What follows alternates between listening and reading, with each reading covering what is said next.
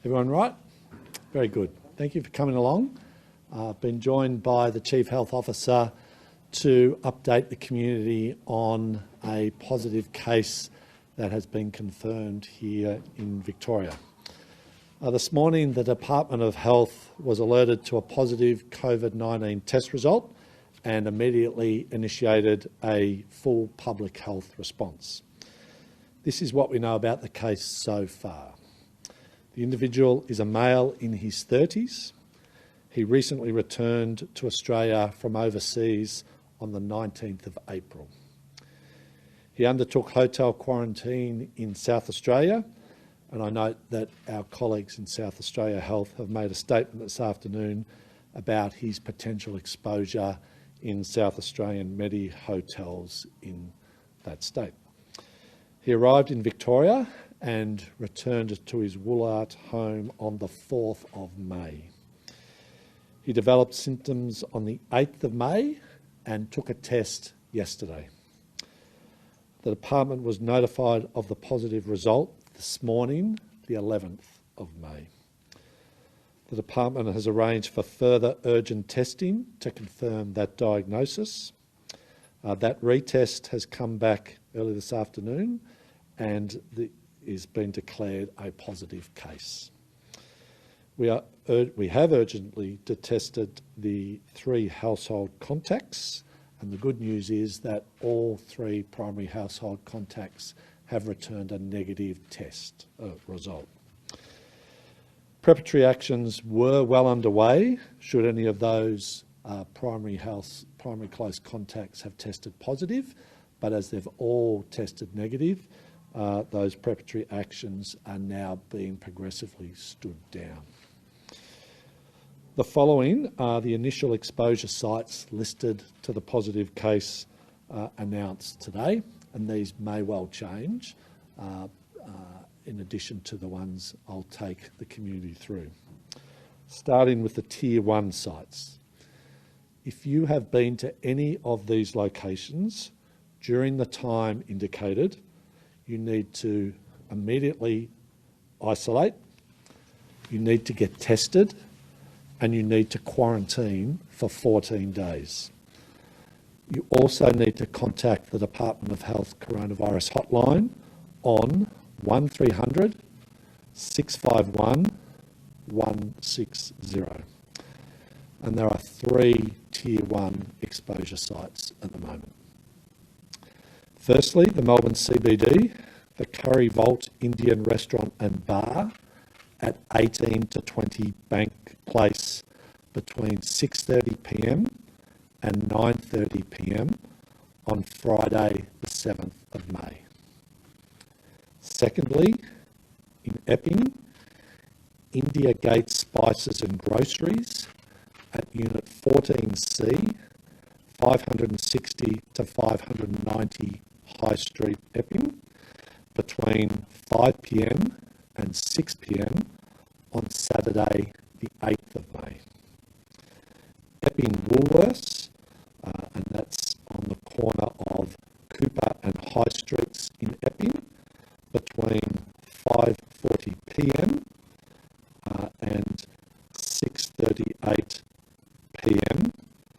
On Saturday the 8th of May. Then to Tier 2 sites. If you have been to any of these locations during the times I'm about to indicate, you need to immediately isolate, get tested, and stay isolated until such time as you receive a negative test result. You also need to call the Coronavirus Department of Health hotline on 1300 651 160. There are also 3 Tier 2 exposure sites.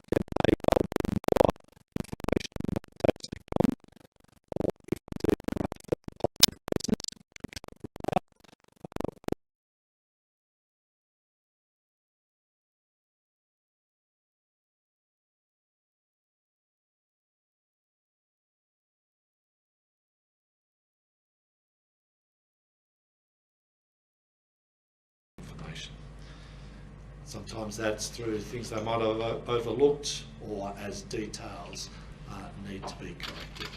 But the important thing is to get this information out to the people of Victoria as soon as we possibly can, so they can take steps to keep themselves safe and keep their community safe.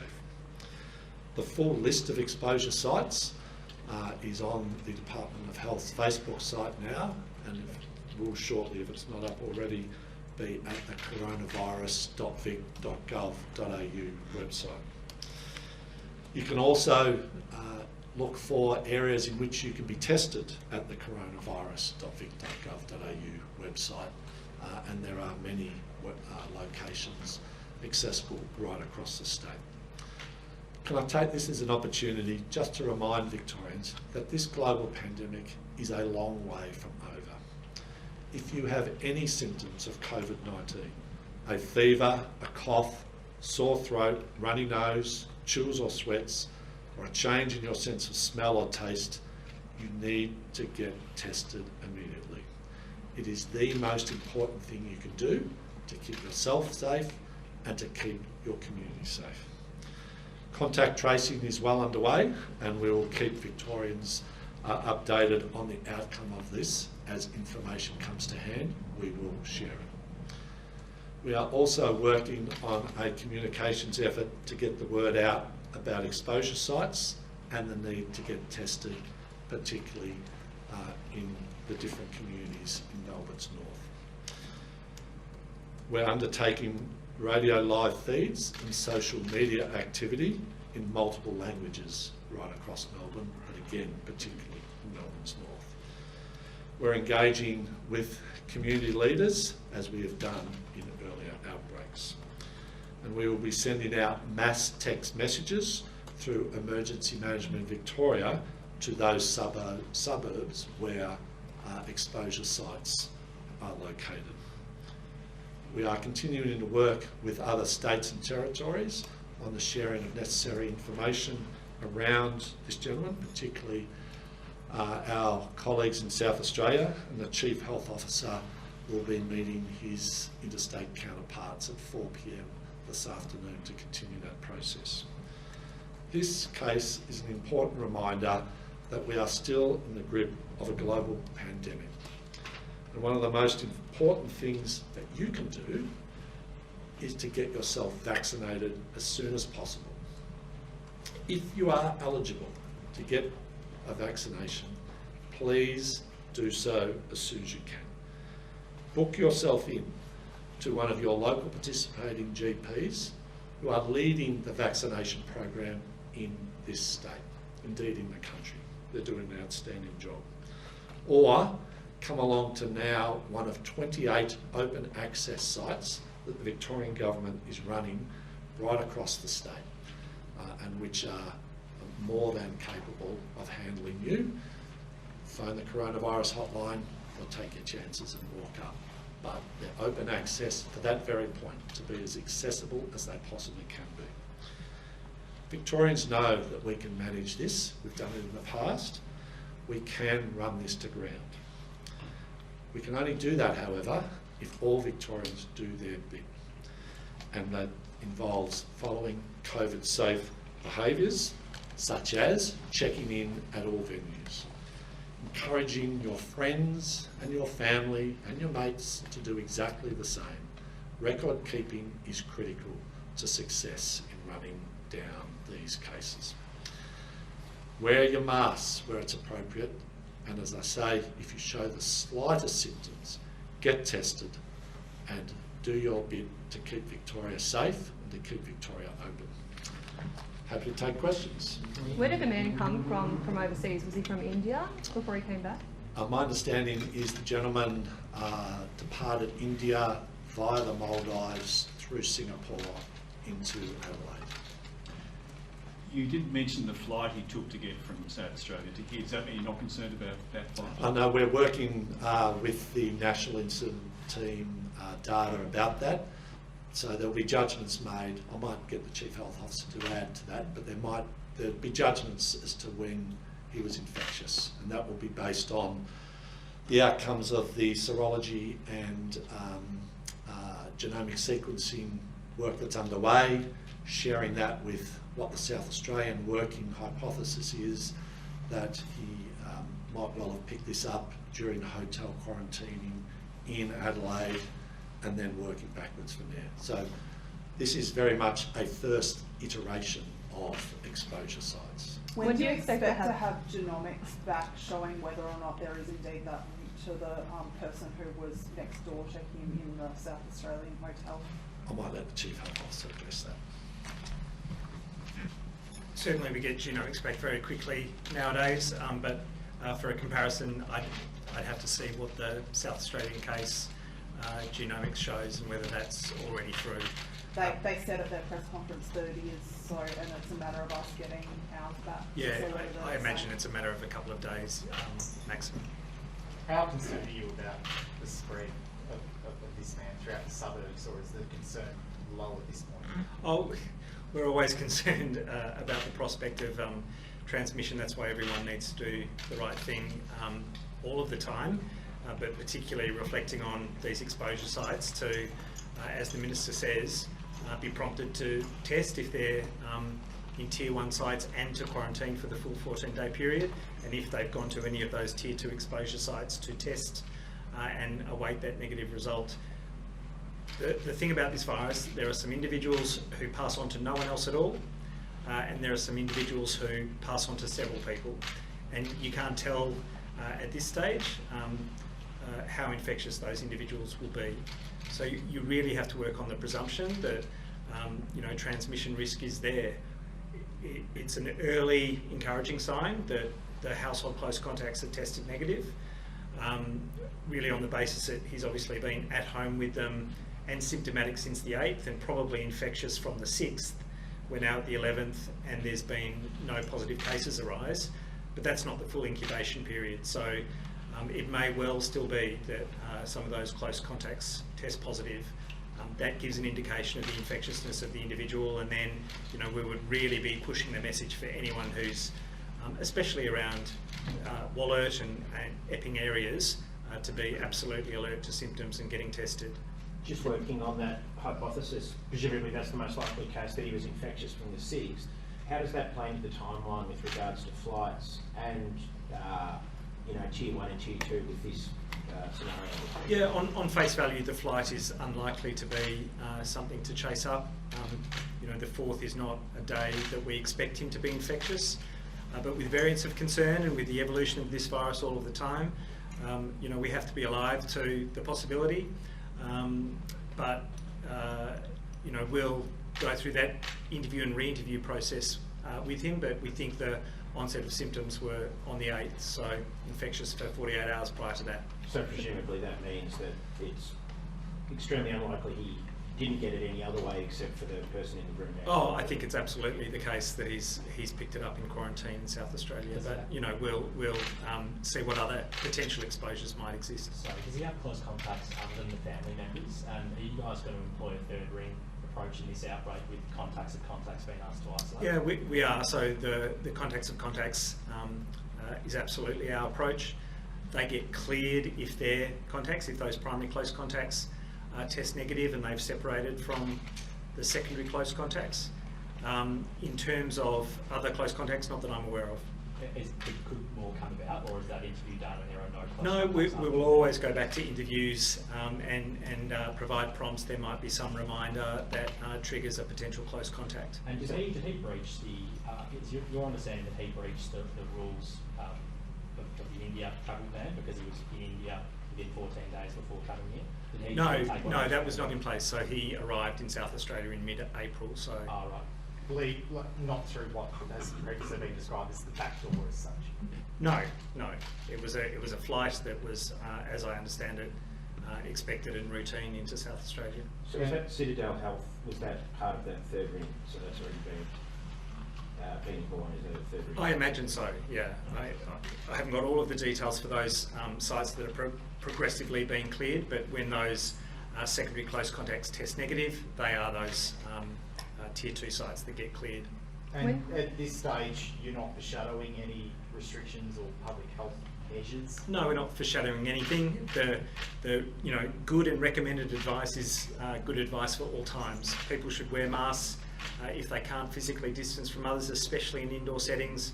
We know that it's mandated on public transport, airports, ride-share vehicles, so people should absolutely follow those rules.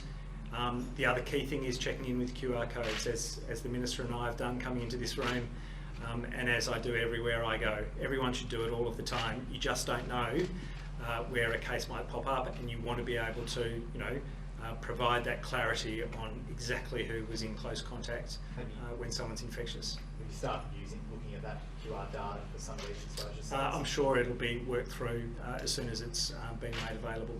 There have been concerns in recent days that some venues and a lot of Victorians have sort of been become a bit slack about that. Is that a concern you have, given that we haven't had a case for a little while? Yeah, it is. I think it's a concern across Australia. There's definitely a sense of complacency creeping in. We have been protected. We haven't had really significant outbreaks for some time, and people drop their guard. People go about life as if we haven't been through the 15 months that we've all been through. But it is a reminder that we need to be on guard, and this is our protection for now and into the future. Does interstate hotel quarantine need to lift their game a bit when it comes to airborne spread, do you think?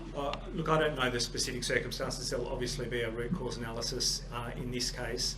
What I'd say about hotel quarantine is that in the same way that Victoria's been on a really intensive review and learning journey with quarantine, as for so many aspects of the response, that needs to be a national process for every single quarantine setting, whether it's with regard to ventilation, to the testing regimen for those who are resident in hotel quarantine, the testing regimen for staff in quarantine, the vaccination which is mandated for CQV staff in Victoria, and then the vaccination of family members of quarantine staff. There are so many layers and layers of protection that we need in quarantine, because it is clearly our primary risk area, given that we've smothered community transmission down to zero.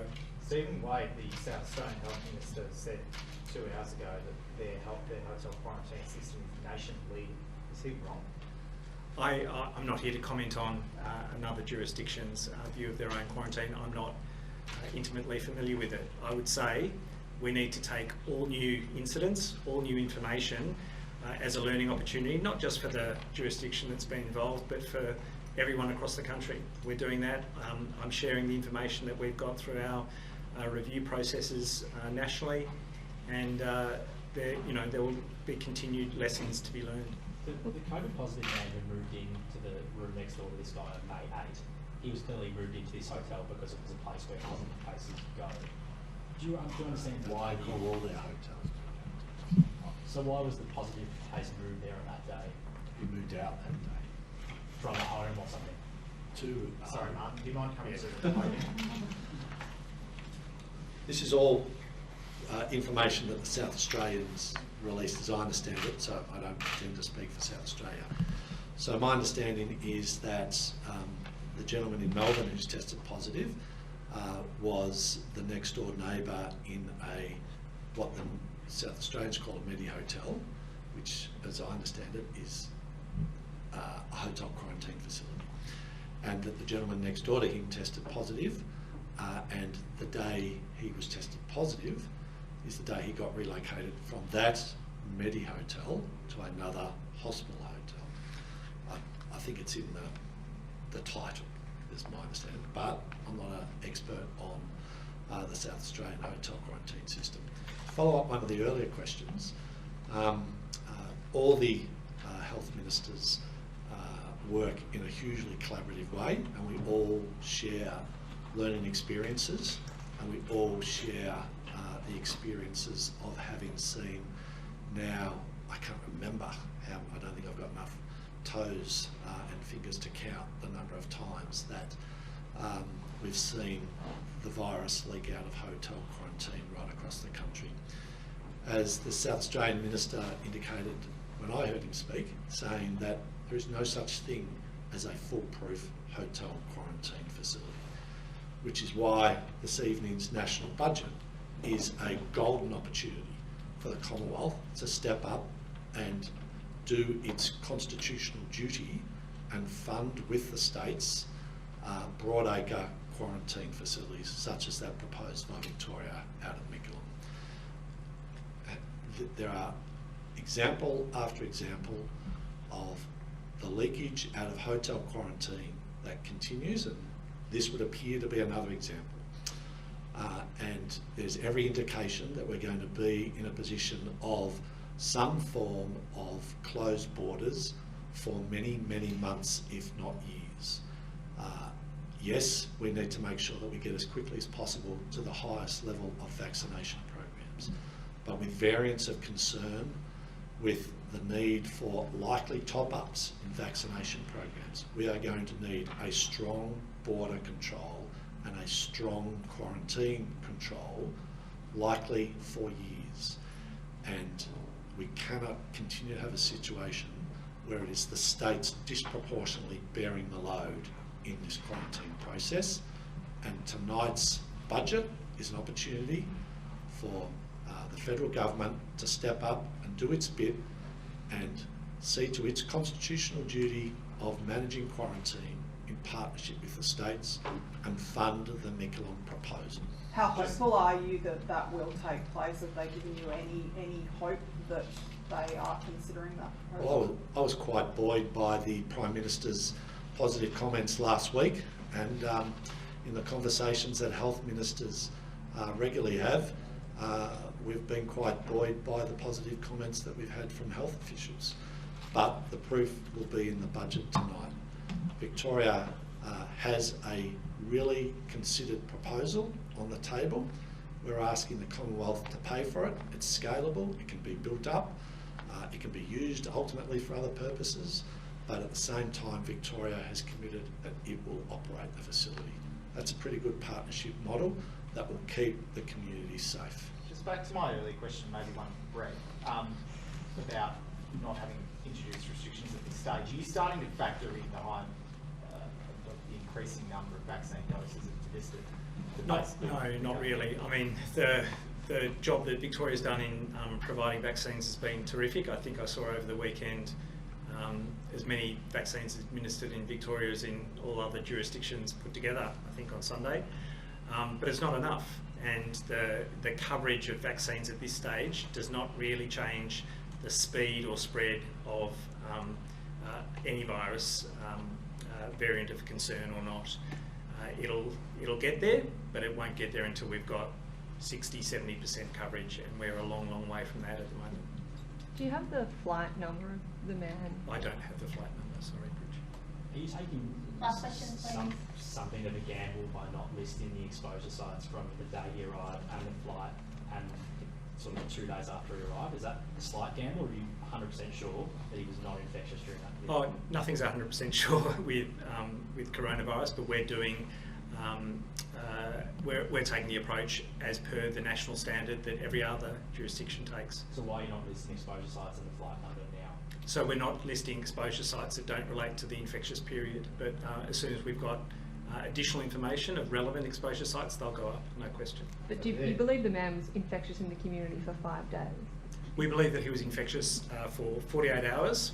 We work on the presumption that he's infectious for 48 hours prior to developing symptoms, and then obviously up until the time that he's isolated with his positive result. Are you concerned about the strain that he might have? Yeah, certainly every strain now seems to be a variant of concern.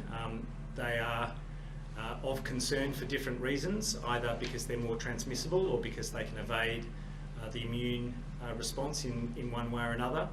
The common variants that have been in India have been the B117 that was originally identified in the UK, which is more transmissible than the historical coronavirus, if you like. But the one that has taken over in India, the B16172, appears to be at least as infectious as that, and potentially even more so. That's an awful prospect for India, and Indian Australians more than anyone are aware of the unfolding tragedy But we can defeat these viruses through the basic public health principles of isolation and quarantine, the contact tracing and the testing that is part and parcel of that. So yes, it's a concern in terms of how many people might get infected, but the principles still apply and they are still successful when applied broadly. Do you have an update on his condition and will he stay at home or will he be transferred? I don't have an update on his condition, sorry. And this might be more of a question for South Australian authorities, but do we know where the case that we think this person caught the virus from had travelled from, where they come from overseas? Yeah, it's probably for South Australian authorities. And is testing being ramped up? Sorry, Dana. Is testing being ramped up near some of these exposure Yeah, sites? there'll be increased capacity for testing, but we're well within the capacity limits for testing in Victoria. You know, we've routinely had 15,000 tests a day. Again, you know, pretty good baseline levels, but it's still not enough. Only about 25% of symptomatic people report getting tested in our routine surveys. I want that to be 100%, and especially going into the week ahead, everyone in that area, everyone across Victoria who's symptomatic really needs to come forward for testing. Can I just ask one more, sorry? Did the man go to any private gatherings over the weekend or family gatherings that are not listed because they're not public spaces? Was it Nothing I'm aware of at all. When you say aware of, has the interview been fully completed? Will more exposure sites potentially come out tonight or tomorrow? So I don't have all of the information from the interview. Obviously the information that's been transmitted to me for the purpose of letting you guys know lists all of the relevant exposure sites, but I haven't been informed of any other private gatherings. Is that just because you need to get out at an earlier time in the afternoon, or why don't you have all the information? No, I'm saying there is no information that I have that relates to private gatherings. Okay. It may well be that there are none whatsoever. How likely are that we'll see more cases, considering he hasn't passed it on to his family? It's a very random process with single individuals. You can see one person who spreads to 10, and then you know the next 5 cases, despite going all over the place, transmit to no one at all. So there is some luck of the draw with coronavirus, but we have to work on the presumption that he's infectious and that everyone who's been to these exposure sites needs to test and quarantine as required. Are you treating this as a local case, and does it end the 72-day streak? No, it was clearly, it seems like it was acquired in South Australia. It's obviously been tested, but it'll go down as an interstate case if that's confirmed. So the streak stays? For local transmission, it does stay. Look, that's great for Victoria, but the challenge is there regardless. Sorry, just the Altona North warehouse, is that his workplace and what have Oh, look, colleagues been told? it wouldn't be for me to reveal private details, but it's a site that is a Tier 2 exposure site for visitors for the whole day as listed. Thank you. Thank you. Thanks, everyone.